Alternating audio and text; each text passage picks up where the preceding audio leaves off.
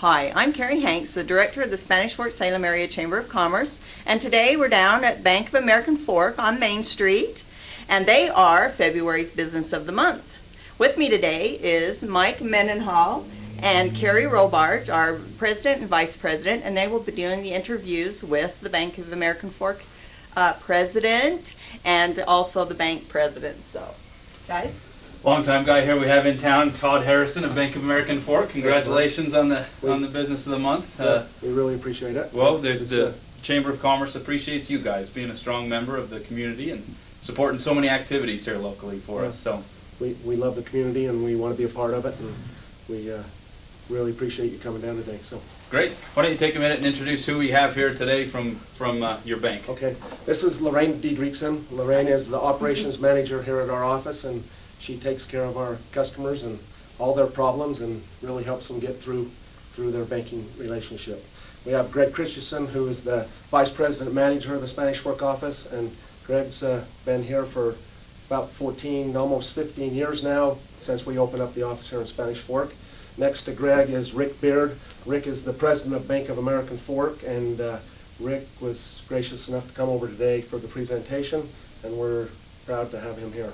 And then next to Rick is Lane Wilson. Lane Wilson is the Senior Vice President for the bank, and he's the Regional Manager for the Southern Region, which Spanish Fork office is part of, and Lane has come over to be part of the presentation also. So we're glad to have you here, and we're glad to have them here also.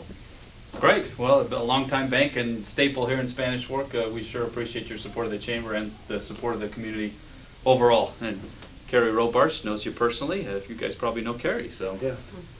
Congratulations, you guys, from the Spanish Fork Chamber of Commerce. We'd just like to present you with the Business of the Month for February 2011. So, Thank you. Thank you. Appreciate that very much. Yes, Thank you. it's a real honor to have Rick, the President of the Bank of... Rick, thank you for coming out to Spanish Fork. As the President of the Bank of American Fork, could you explain here to the local residents what are some of the features and offers that your bank has to offer here in Spanish Fork?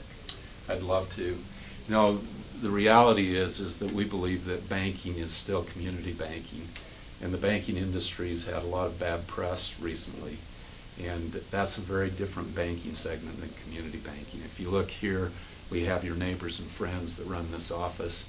The customers here are neighbors and friends of theirs, and it's a local community, and we believe banking is something that is important to the community as part of the fabric of the community. So we're grateful to be here. We've been very active through our people here locally in making donations to various charitable organizations. We've been grateful for the support down here. We do a teddy bear project every year that is used to help abused children, and the Spanish Fork High School has been the single biggest contributor to that.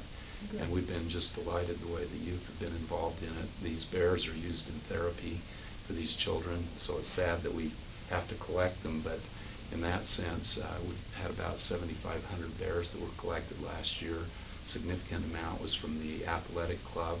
There were other clubs, and I'm sorry I can't remember the names of them, but they were all heavily involved in that. So we think community banking is simply community working together. A bank is just a repository of the money and, in a sense, the dreams of the community. A lot of people talking out there say that the banks don't have any money to lend, or they're so tight that they just don't want to give out any money. Could you talk about that for a minute? That. You know, that's it was true about 2 years ago that the banks were very constrained, but that's just the opposite now, and it's frustrating to me that those things are still somehow out on the street. If, for example, Bank of American Fork is actively looking to make loans. Now, we need to make sure that people can repay them, and so we just don't put a barrel of money out there, but these folks are very good at being a partner, of sitting down and looking at what's being proposed, making sure it makes sense, and there's plenty of money to lend. In fact, we're very much incentivized to lend. It's part of what we do. It doesn't help the community if we just keep the money in the bank. We just really appreciate that hometown feel, big enough that you can give us big town banking options and still have a personal relationship with a small town banker. So I appreciate just like that. to thank you. Let me also mention that I appreciate very much the chamber here, what you're doing. Our bank thrives in communities that still have a sense of community. And we're here in Spanish Fork. The other places that we have branches, which is all the way up to Layton, where we have a mortgage office, we do well where there's a community that still is a community, that they care about each other and that they're worried about the people in the community. So we acknowledge a lot of that is done by a lot of people, and we're glad to be a small part of it. Thank you. Thank you very much. And thank you, Channel 17.